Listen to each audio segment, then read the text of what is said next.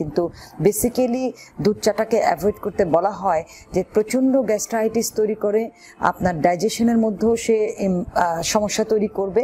So শারীরিক কিছু problem তৈরি করার কারণেই কিন্তু আমরা দুধ চাটাকে অ্যাভয়েড করতে বলি। যদি খুব বেশি কেউ পছন্দ করে থাকে তাকে বলি যে সকালে ব্রেকফাস্টের আধা ঘন্টা থেকে 1 ঘন্টা পরে, বিকেলের নাস্তার আধা ঘন্টা থেকে 1 ঘন্টা পরে জাস্ট দুটো টাইম আপনি আপনার খাদ্য তালিকায় রাখবেন। তবে চেষ্টা করতে হবে যে দুধ চাটাকে যতটুকু অ্যাভয়েড করা যায়। কেউ কেউ আমাকে বলেছেন যে দুধের বিকল্প হিসেবে দুধ চা খাচ্ছেন, এটা কি আসলে কখনোই হবে? যে এখানে তো দুধের যে পুষ্টি সেটা তো আসলে কখনোই থাকবে না, চা পাতার যেহেতু থাকছে, তারপরে আমরা চা পাতাটাকে অনেক বেশি বয়েলড করে ফেলছি, সো ওটা অনেক সময় টক্সিকেই পরিণত হয়।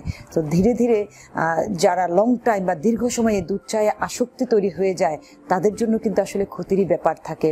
অনেকের কিন্তু কনস্টিপেশন থাকে, পাইলস থাকে, তাদেরকে বলবো দুধ চাটাকে অ্যাভয়েড করার জন্য। যারা প্রচণ্ড মাইগ্রেনে ভুগছেন, ইমিডিয়েট একটা রিমিডি পেলেও ফিউচারে তার জন্য কিন্তু অনেক বেশি ক্ষতি করে এই দুধ চা।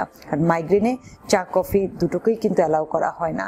আপনি চাইলে গ্রিন টি অথবা রং চা এই দুটো চাকে আপনার খাদ্য তালিকায় রাখতে পারেন।